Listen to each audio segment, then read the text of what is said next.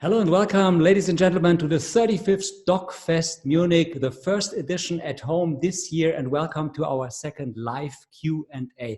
Together with Monika Haas. Good evening, Monika. Good evening, Florian. We have a wonderful live, and I say it perhaps another 1,000 times. We are definitely now, right now, it's a Friday evening, 21 hour after midnight, after the other midnight. Which one? Okay, like no. 9 p.m.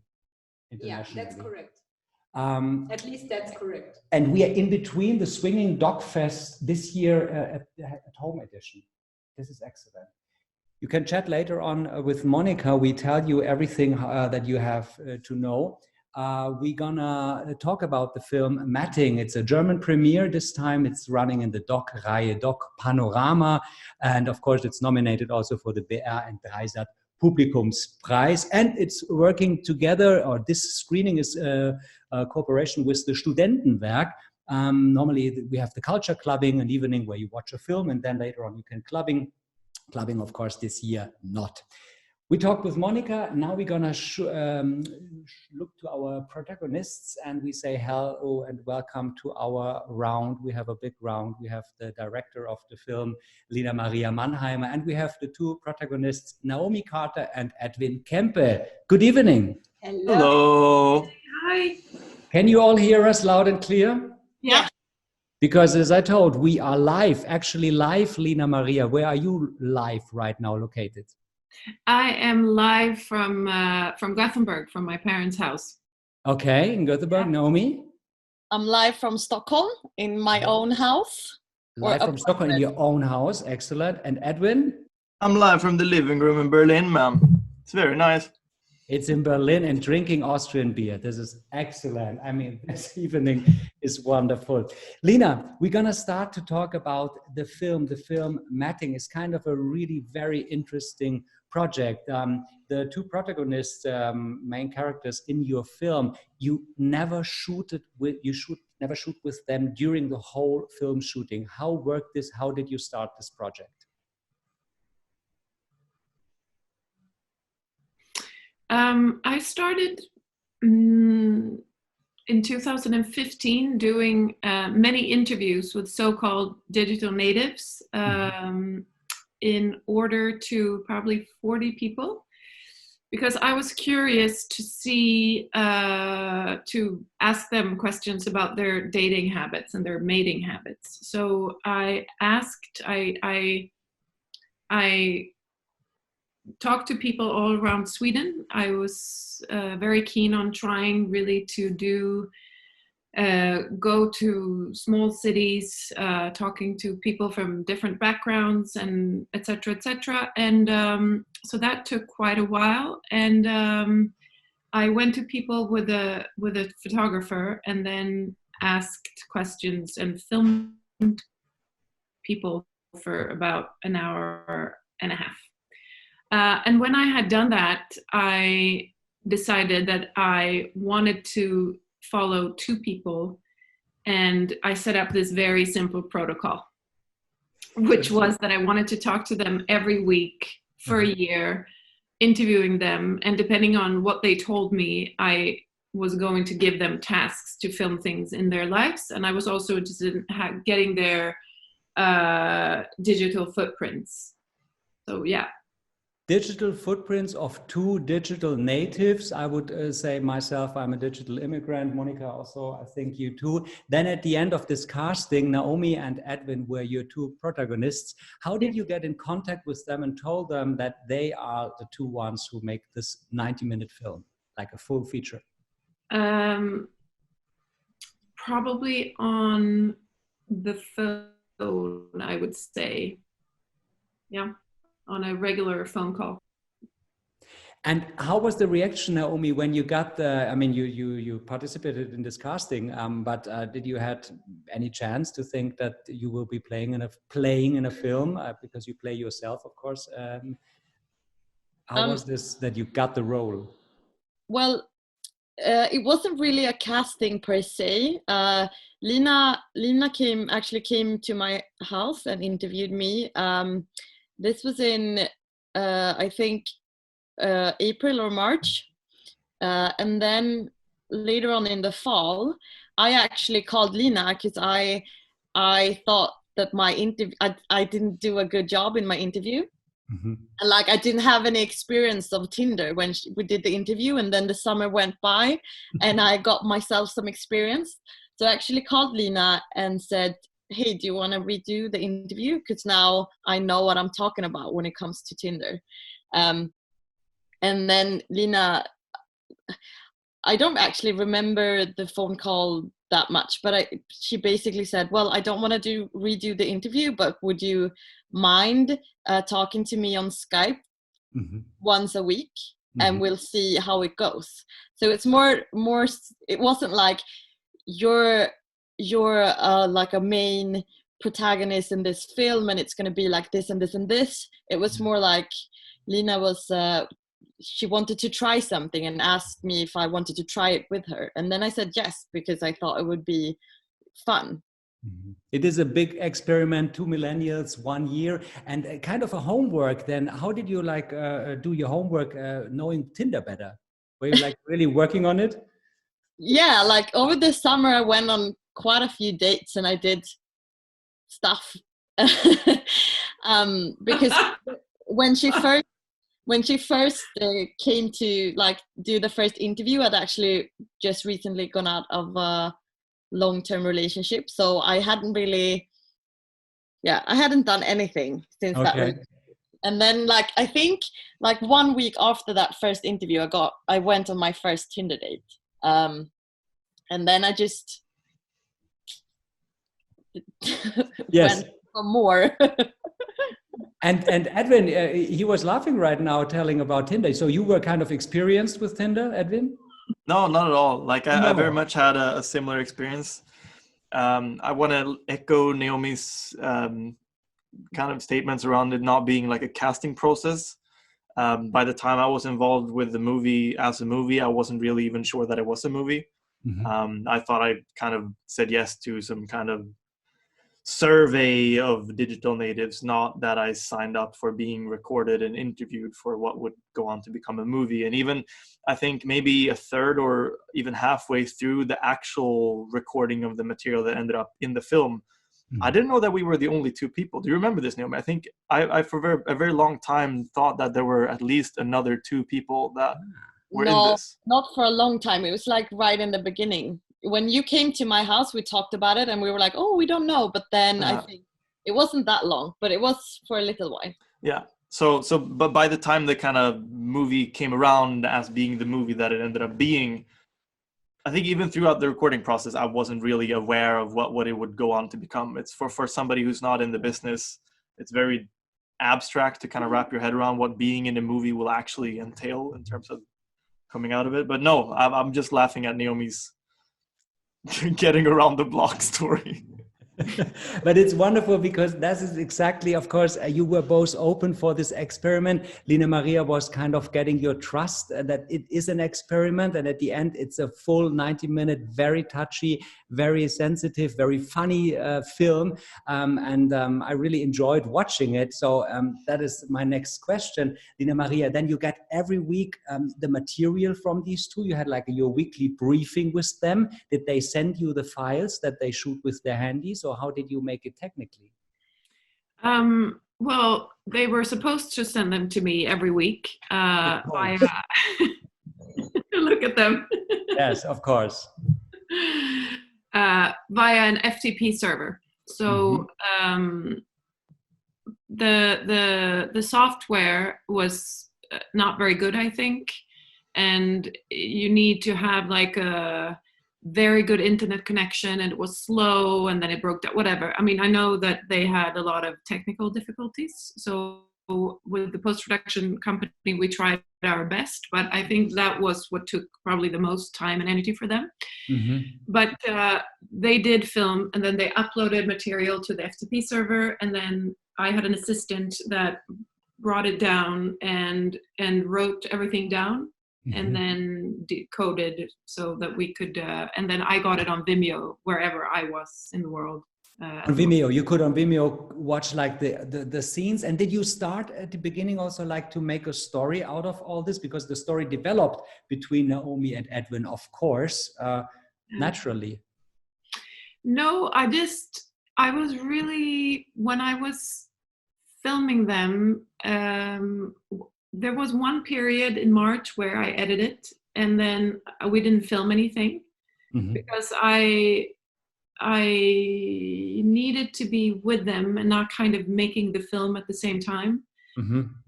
So whenever, that was very important. So no, I did not make up the story. What I did was just trying to be as present as I could ever be in what they were actually telling me and finding ways to focus on that with the camera and together with them finding ways to film that. So and giving them interesting tasks or maybe boring tasks even for them sometimes, but and challenging, but something that I thought could be interesting for me or get interesting material. And then what I did do was also that I wrote after every interview, I wrote down my thoughts and feelings about the interview and questions and reflections. And then what I did have was very clear kind of storylines and themes, I would say more but then it was also so obvious, the whole, like, that they and their relationship would be the core. Exactly, and this is so interesting that on your side, it's the director side, on the protagonist side, the story developed in a very natural way. Edvin, you helped Naomi in the first pictures, one of the first pictures, installing the technique that you can work with each other. And did you feel immediately that you kind of don't, let me say, that you kind of like Naomi? Not in like a romantic sense. I think we were I think we were both, first of all, expecting it to be a different person that we would be meeting. I, at that point in time, had forgotten that the people who were supposed to be in the movie were my own age. And I think Naomi was expecting more of like his older tech, like a man appear with like a little tool belt and like a fucking electrical wiring over his shoulder, just like, yeah, we're gonna put up a camera in the corner there, get a microphone over it.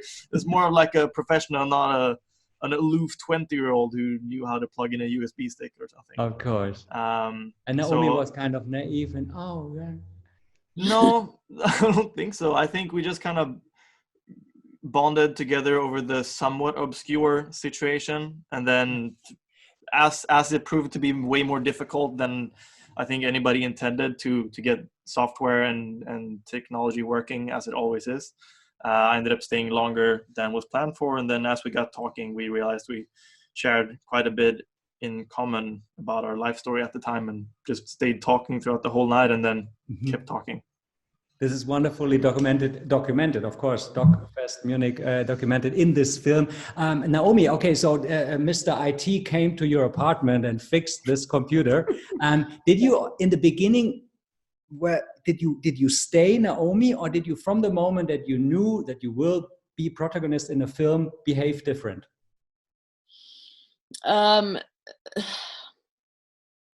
Well, I think, obviously I always thought about how I would look, not just physically, but like how people would perceive me. So, and I had this idea of who I wanted people to see. But I also knew that Lina was watching me very closely, and that she's very, that I can't really, I don't know, I knew she was watching me. She was like this in our Skype interviews. And I know she was watching for clues of how I was saying things.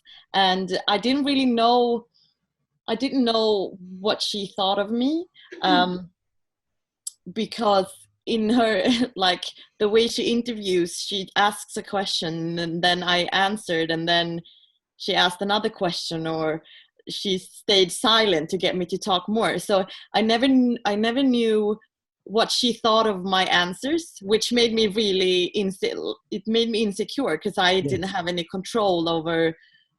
Like, I knew this film would be Lina's image of me, and I didn't know what image I gave her. Like, I had no idea what Lina thought of me as a person, and I didn't know who she thought I was, and that was really scary for me. So I struggle a lot with that, with not knowing Lina's image of me. I thought it was really hard. So I mean, but at the same time, we filmed for a year, and you can't really keep up a persona at all times for a whole year. Yeah.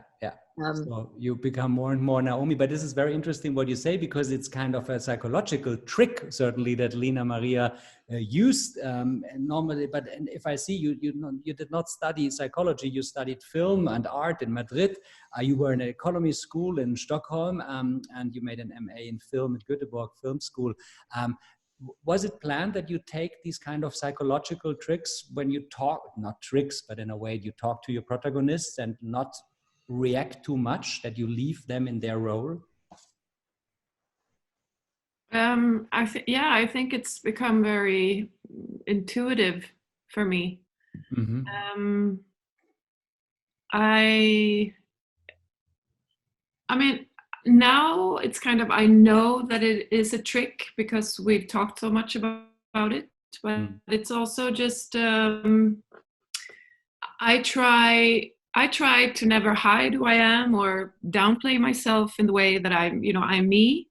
But it's also true that I'm not the protagonist of the film. I make the film, and I am the witness of someone, I would say, more. So yes, I try not to take up the space. I try to be very aware not to put ideas or, project things on them. Influencing.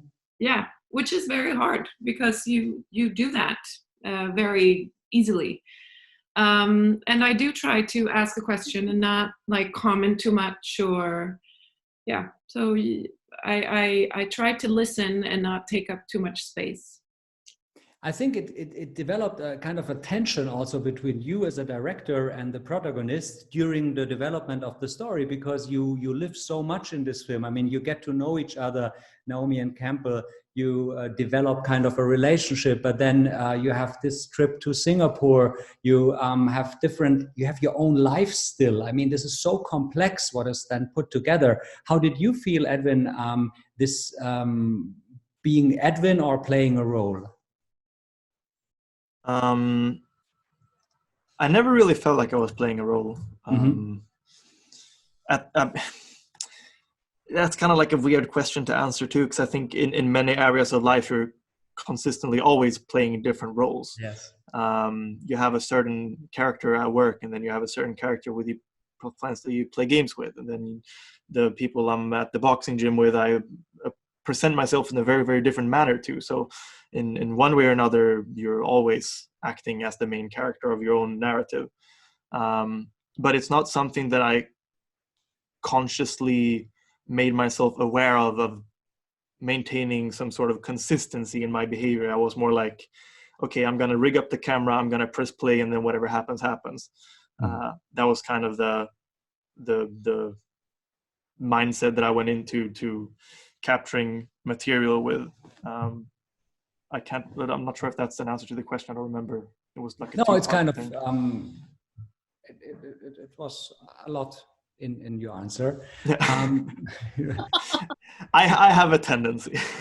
Yes, definitely. It's always this digital world, this real world, of course, which comes in this film very, very good together, because all the material is generated digitally, but you had your real lives. Then Lina Maria is living as a real director, putting together this film. When was the first time that you meet physically?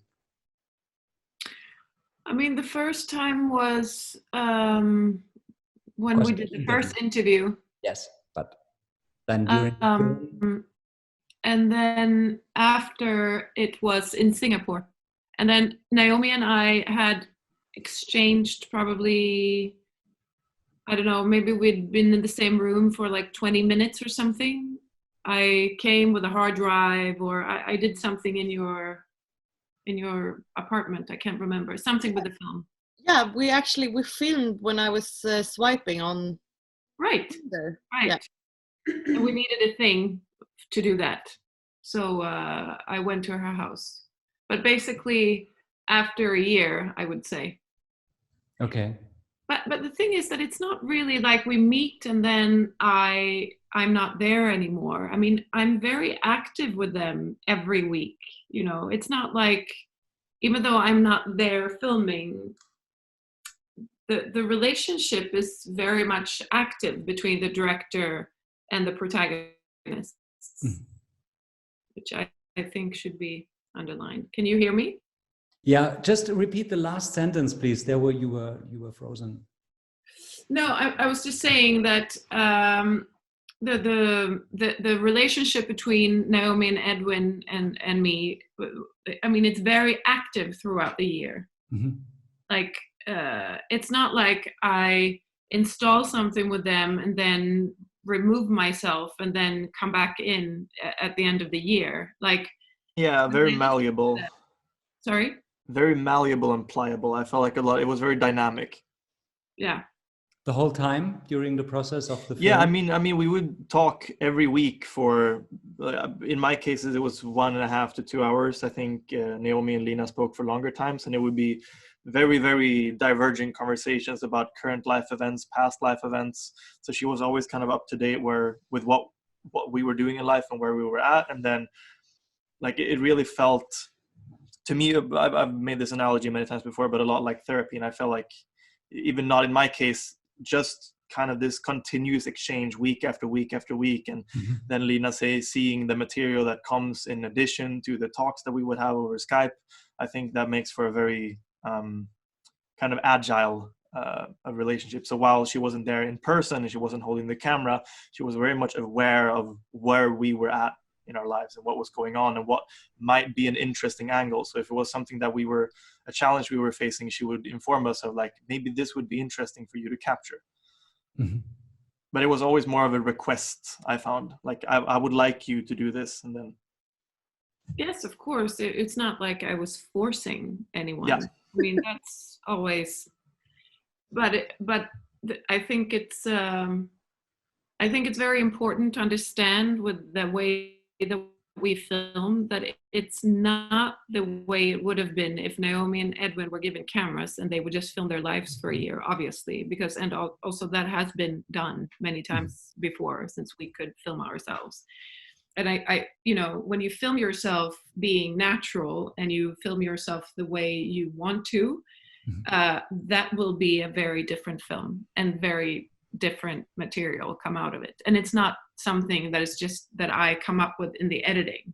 It's like, it's a constant relationship and discussion and material making through 1 year where, I mean, I make their portrait and they propose to me who they are.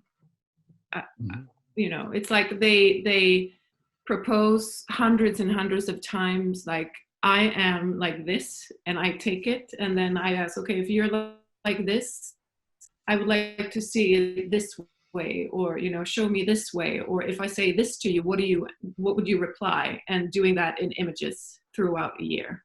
Mm-hmm. And you talked, Evan, you talked about past life situations, real life situations, the future. You were learning graphic design, and are you working in Berlin now as a graphic designer? Are you done with your apprenticeship, or? I kind of quit graphic design as soon as I left Amsterdam. I entered into the UX world. It didn't really. It was I found it too data driven, and I think too data driven. Yeah, it was very. When you work on websites and UX, is essentially you go for the thing that gives you the best numbers results. It doesn't care if it's more beautiful, if it's more user friendly. You want conversion, and it didn't really align with what I wanted from my kind of artistic, creative side. Mm-hmm. So when I moved to Singapore, it was to work more with video, because I thought that was more of a visually creative medium, perhaps.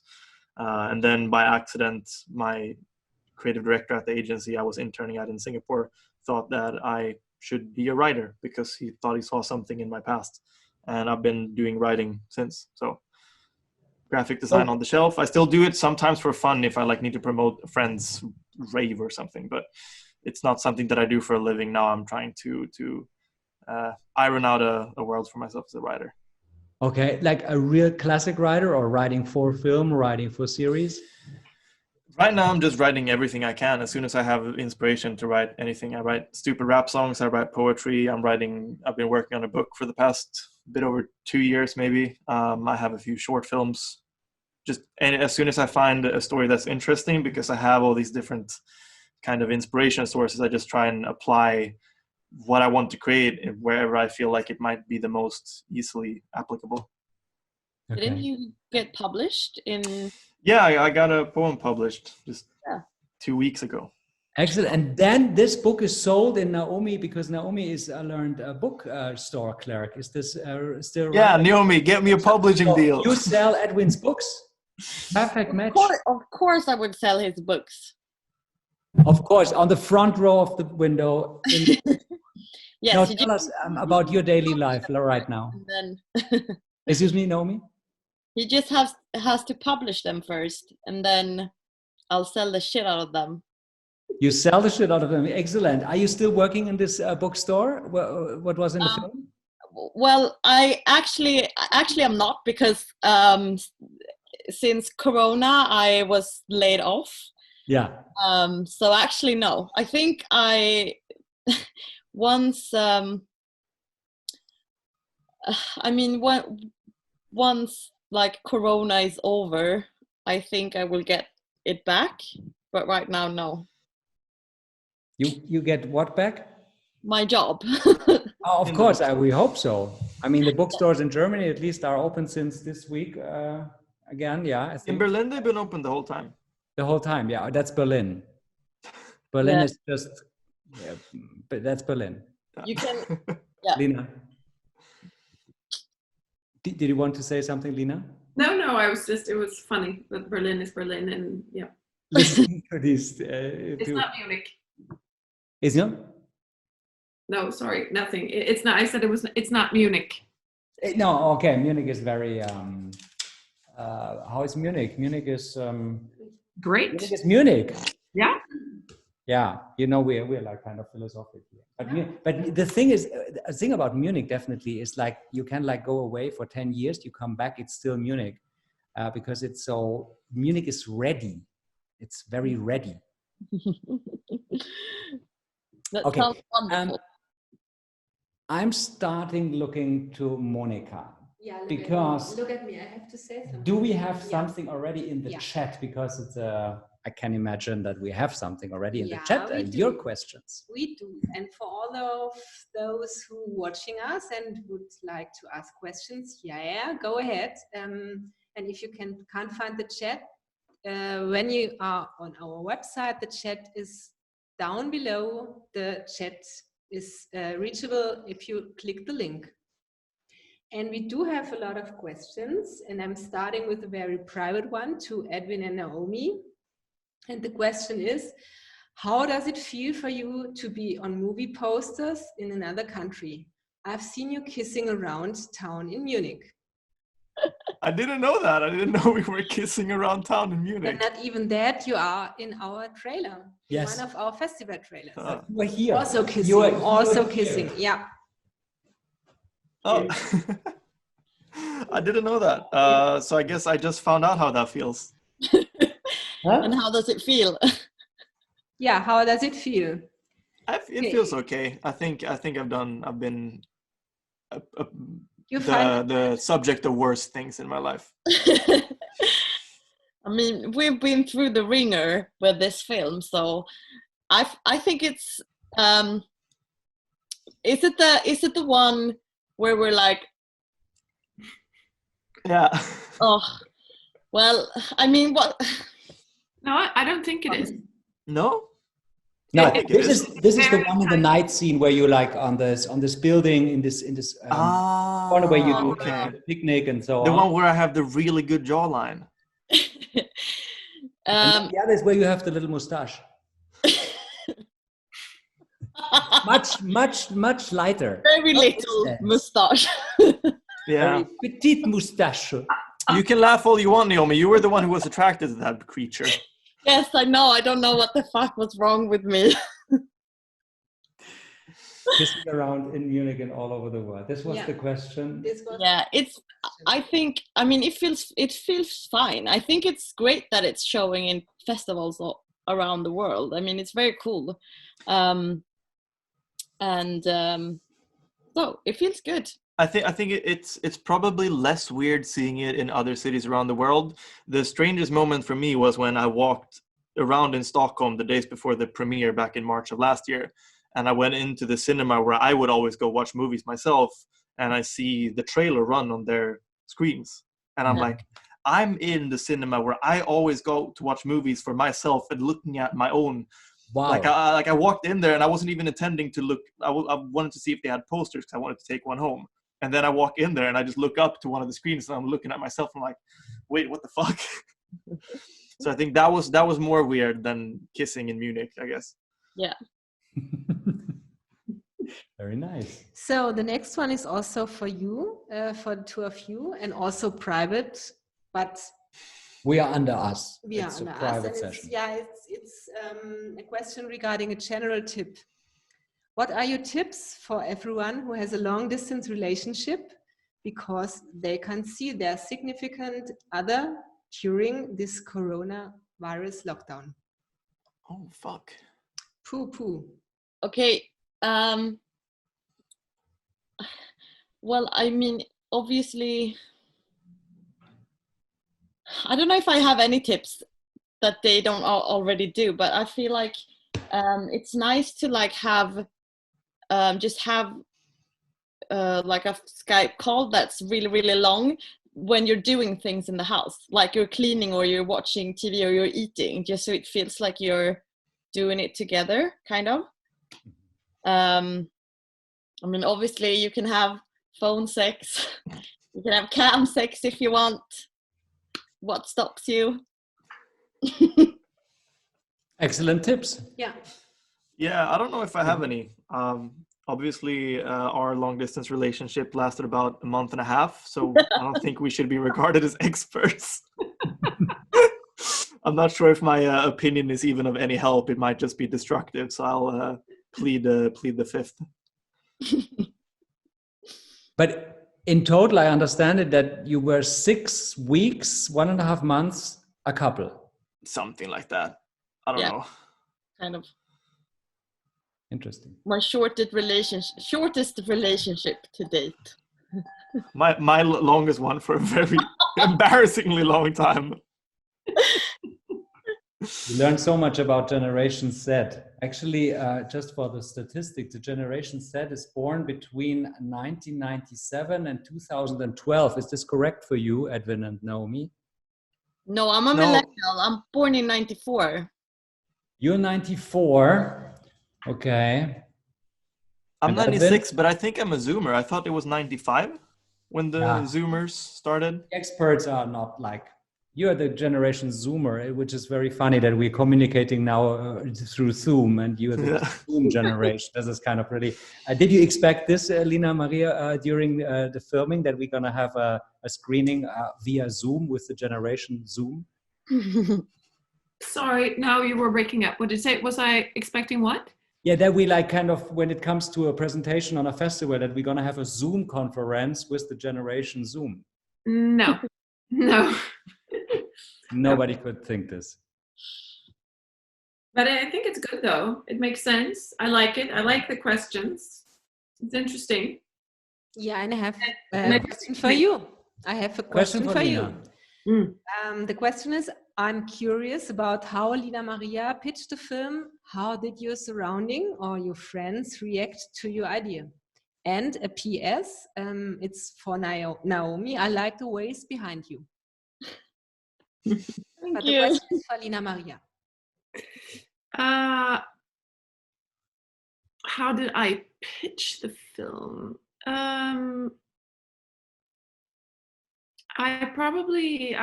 I pitched, because I mean, I did I said probably because I don't remember. I mean, honestly, when you do films about, my last film was about older women. So for me, the shift to go from pitching a film about older women to young people and sex and digital stuff, financiers were really interested. So it's like, I said what I was interested in, and the Swedish television was very brave, I think, because they were very early on in the project, even though they were, you know, probably not saying yes to the full sum, but they were very early in. And I think many people were super curious. I think what was most interesting to me was actually that the kids that I interviewed were really, really interested. And it felt like they were participating, so many of them, just in order for me to be able to tell them what the fuck is going on here. What are we doing? You know, these dates, how does it affect us? Like, what does it do to us? Why do we ghost people? Like the whole, so that was really interesting. I would say that everyone seemed to be a little bit lost in this technological revolution, I would say. Exactly, and the more you use it, the more you are maybe lost. That's exactly the thing right now. When we all like gonna be Zoom, we have kind of a Zoom fatigue. Everybody wants to go back to real, and this generation is just so used to use the digital tools. So this is kind of a mix up together. So we press all the reset button and use this crisis to go back to analog. Yeah, but you know, you can't really go back. I mean, we can go back after, hopefully after the coronavirus, but with this generation, it's like so many things have happened in 10 years and they don't have anything, they don't have references. I mean, before them, we had references that we could look, like we hadn't gone through a technological revolution, which have affected so much. And I think for this generation, they don't. Like it's slowly coming now so that you can read things and see things that reflect your reality, but they really did not have much. But it's interesting that Edvin said that he stopped programming websites and going back to writing, because writing is kind of, even if you type it in a computer, but this is very analog writing from the process. I think that was not so much a question of technology, more for my own kind of value, what I thought I wanted to kind of do with my life. So I think that was not really so much as I didn't enjoy the technological aspect, but rather that I didn't enjoy the performance-based kind of aspect of it. So, next one. Please. Are you ready? Yes. Next one is also to Lina. Didn't it feel weird being so close and seeing a lot of private conversations? Did you feel like a third party to the relationship? Interesting. Yes, I did. A little bit, sometimes. I felt very much that I was invited when I was with them. There were situations where I felt that I would probably have preferred not to be invited. Naomi knows I don't. Yeah, you do. Yeah. I do? Yes, we've talked about a few times where, you know, when, So that happened. And then, you know, but usually I felt that they used me or the camera as they were very aware that I was there. Yeah. And they also chose many times where they didn't invite me. So it was not like I was always there. You know, I was not there 24 hours a day. It's a very different like way of filming. Mm-hmm. They always pressed play and recorded and then shut the camera off. And they also chose to upload the material or not. They lost. There's one. I did not upload one thing. There's one thing I omitted. Okay. Yeah. We will never see it. No. It's probably better. Yeah, but this is very interesting and because it's very personal between you three as a team also working together, and how much trust is going to be built in this 1 year. And that's why the film is really a very, very seeable experiment, because you feel exactly this, what we were talking about right now. Another question? No, not a question, but a direction for you. Please talk to the mic. Oh, I got a response from a user. Oh, yeah. You That's have to speak in the mic. Oh my God. That's when I talk to you, then it's okay. Yeah. I speak in the mic. That's a good thing. Okay. So no more questions right now? There is one, but this is really the best and perfectest last question. So okay. Keep it till the very end. Okay, we keep it until the very end. Just to Lina Maria, this project, you said before you made a film about elder ladies and women, now about young people and living totally digital, like shooting also very digital, only with material from mobile phones. What is your next project? Something on 35 millimeters, widescreen, a Western? Well,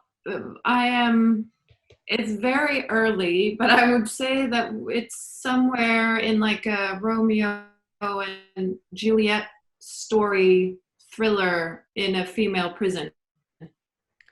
Oh, okay. It's a fiction. A fiction, then. So that's one thing that I'm working at. And then I have filmed a man since 2011 that lives in his car behind the Museum Saint-Georges Pompidou in Paris, and he feeds and takes care of all the birds around the museum. And it's a film about territory.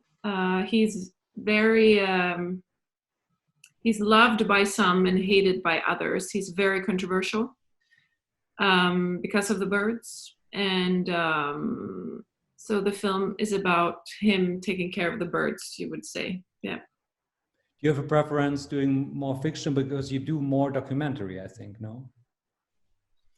Well, that one is a documentary. Yeah, I do documentaries because I mean, first I did not make films at all. I started when I was 29. And then my first film is probably what you would say a hybrid, even though it's really a documentary, of course, but has fictional parts of it. And it became a documentary because my protagonist was so powerful, and it was, you know, very essential that she would be her and her friends around her. I was very interested in them and the relationships that she had around her. And then actually MATING, I started out thinking that I would do something that would probably become fiction, about maybe even a series about Tinder. And then when I saw the interviews, I would say we, because it was the editor, my editor, and the producers, and it was so clear that these interviews were amazing and so touching, that it would be going over the water, fetching the water is the Swedish saying. So then, you know, it became this experiment instead that ended up being a film. But so I don't know, maybe I will end up making another documentary. Who knows? But okay. I'm currently working on one documentary and one fiction. Yeah. Mm-hmm.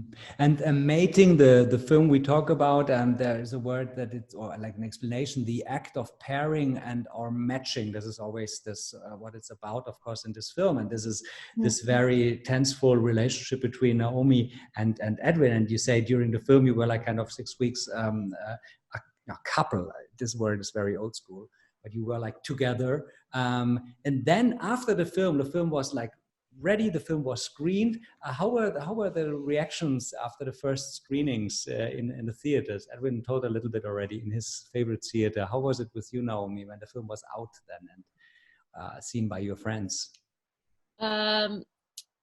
It was mixed.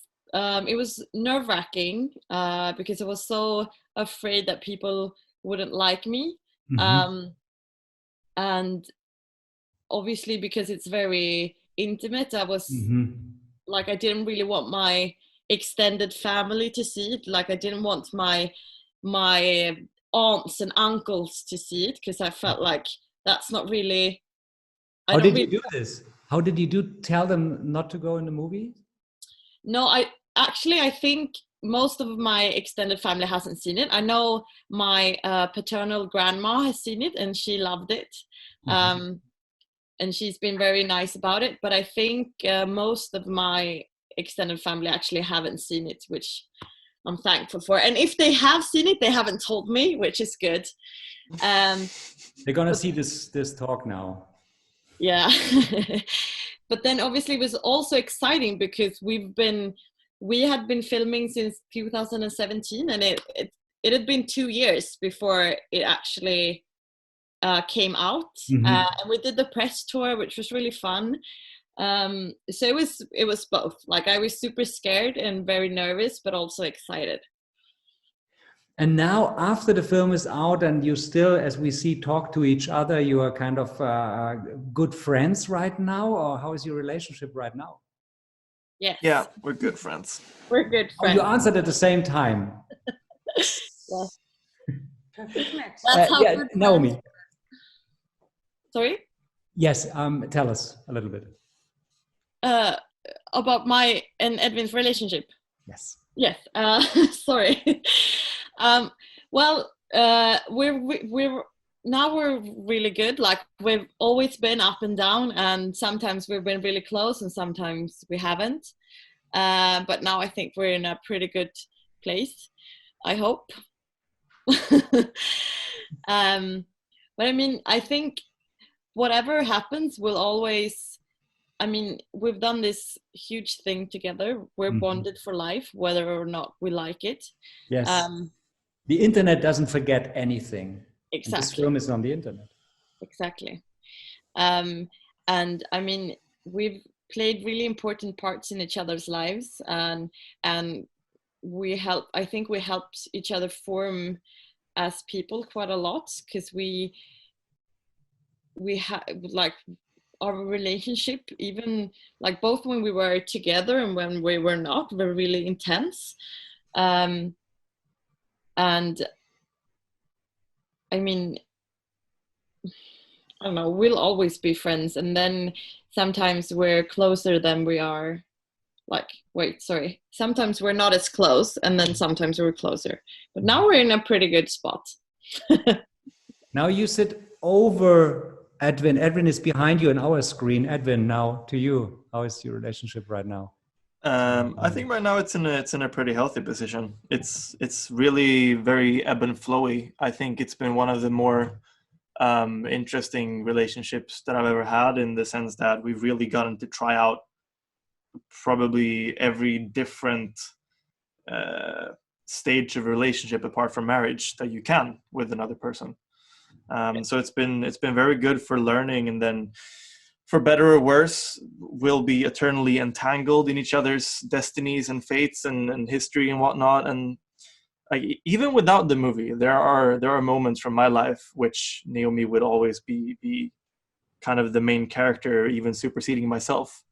So even without the movie kind of tying us together, there are moments and there are periods from my life where it's like, yeah, I feel that it's so strongly connected. So I think even without the movie, it's a relationship that I will cherish forever, no matter how much or little we manage to stay in touch with each other and whatever challenges we go through individually or in our relationship. It's always going to be something that I hold very, very near and dear. And maybe as Lina Maria is listening to all this, and she's an experienced filmmaker, you think about making this film with Naomi and Edvin every 10 years. Could this be an idea? Yeah, we have talked about it. I've Really thought about it. And, So excited. Really? Yeah, I didn't know. think 10 years is good. Every 10 years until you're 100 years old. No, but I do think I do think that the 10-year it could be interesting. Yeah. Long-term observations. Is it time for the last question? I mean, are you ready for the last question? Do you have questions to us, to the audience? But you don't see the audience. We don't see the audience. I mean, we would love to see the audience, and it would be really lovely to ask some questions back. Yes, and see reactions and who you are. Yeah. We can do this next year. Yeah. Or maybe in fall, maybe we make a party here when we are allowed and you are invited to Munich. I would like that. Thank you very much. I really like Munich. That would be fun. Yes, I'm down. Yes. Jump on a plane. Berlin is like 3.5 hours to Munich with the train. This and this. Question. Do you have? I've always because it's live, we cannot edit. That's why I play reading my cards. Okay. I think we are ready, Monika. We may be ready, but I have now a second last question. Second last. Yeah, second last. Second last question is Let me see.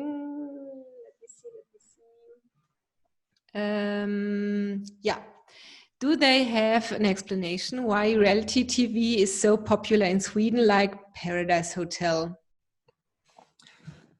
I think it's incredibly popular everywhere. Yeah. No? Isn't Love Island like the biggest show ever? Yeah, like Bachelor, UK. Well, I mean, it's entertaining, I guess.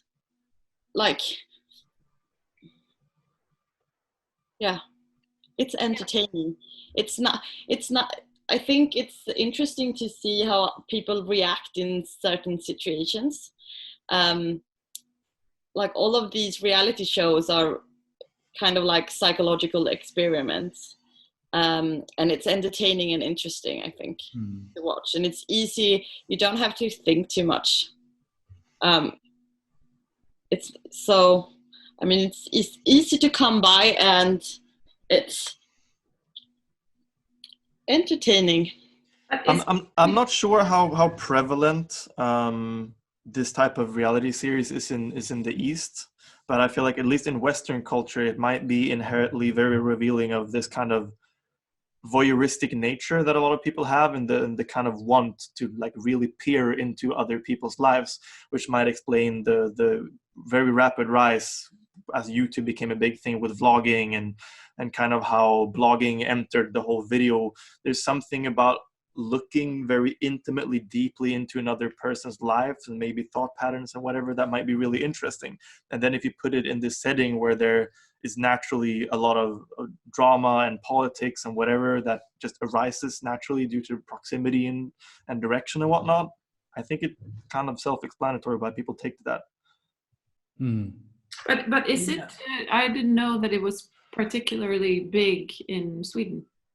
Really? No. Well, you are also older. You are older. No, I'm not older. But you know what? I'm also a little bit older, and I know the first round of Big Brother then, and there, the first round, it was the most boring show on TV because they didn't react because they didn't know how the audience is taking it. So, and I had never 1 minute in your film the feeling in any way that it's going to be reality TV. Because this film is an intimate portrait of two young persons in a relationship, in like their own lives, in their own development. So this word reality TV, like used with your film, I don't see any connection. No, because reality TV, the way that I think it's usually, I mean, the way that reality TV works is that you cast a certain type of people, and then Exactly. you write a script, and then you edit, and you have like in every choice that you make from the beginning, you have a drama that you are creating, which is kind of the opposite Yes. to what I. And the most important thing is that they have to have a tattoo. This is like in the contract. That is the most important thing about reality TV. And You have to have multiple tattoos. multiple tattoos also inside your head. Preferably, but also from cultures or religions that you don't adhere to yourself. Repeat this, please, Edvin. Preferably also from cultures and or religions that you don't yourself adhere to or come from. Like Yeah. a white guy with really big Maori tattoos all over your shoulder, or tribals, or Chinese writing, whatever. Which is a shopping list. A shopping list. Yes, Yeah. right. That's true. Now it's time for our last question. Yeah. Ta-da! Are you ready? Yeah. We're ready. So it's a question to the three of you, and I think Florian has to decide which one will start. Okay. And the question is, what was your greatest benefit in doing this film? Oh, we start with Edvin.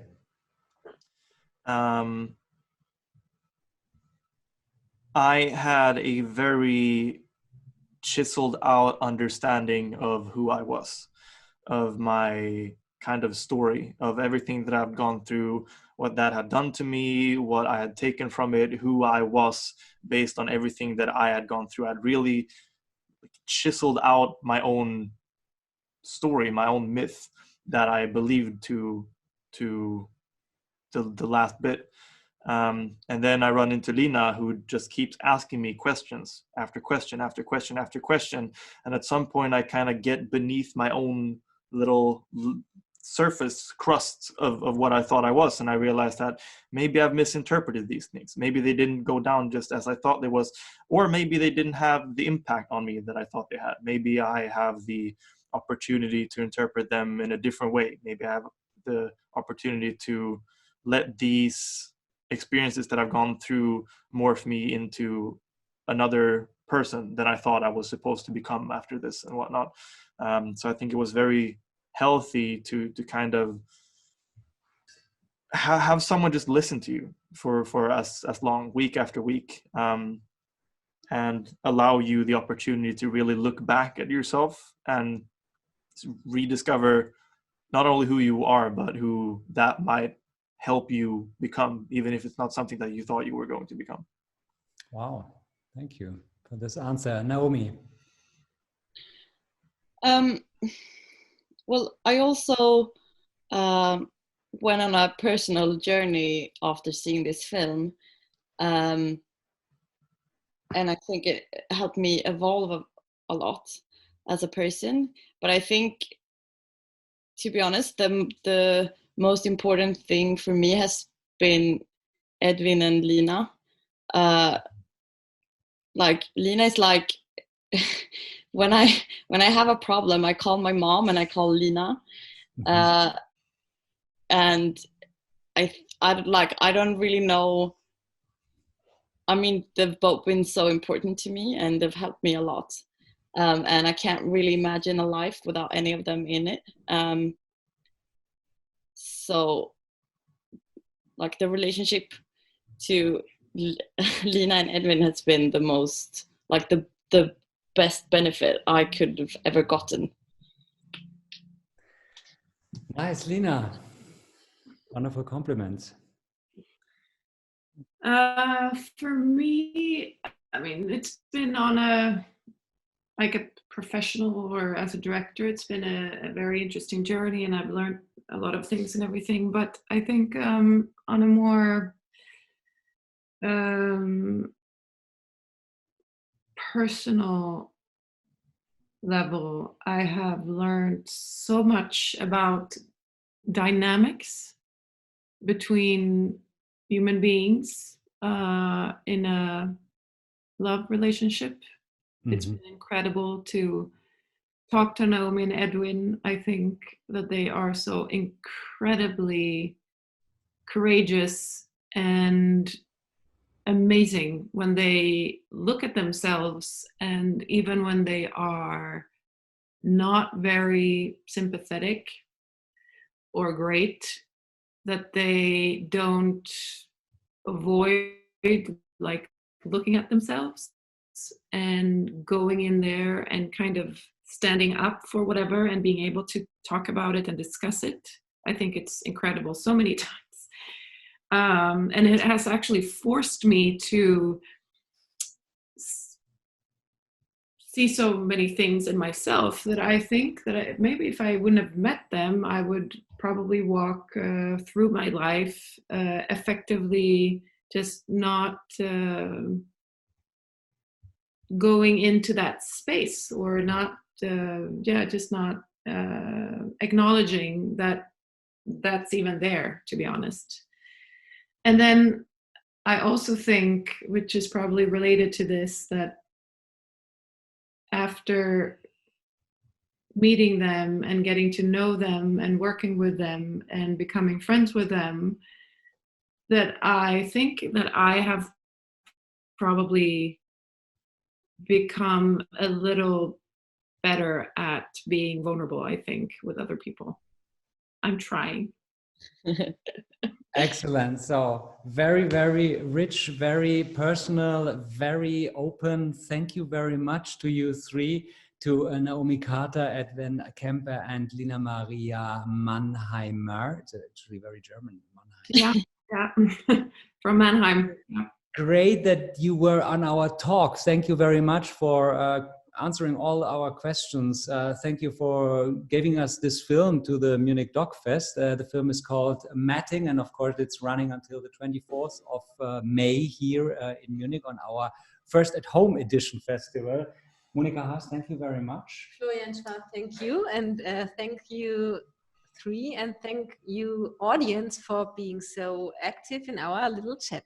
Yes. It was great. Can And we thanks for the question. take a photo? Of course, take a photo, please. Yeah.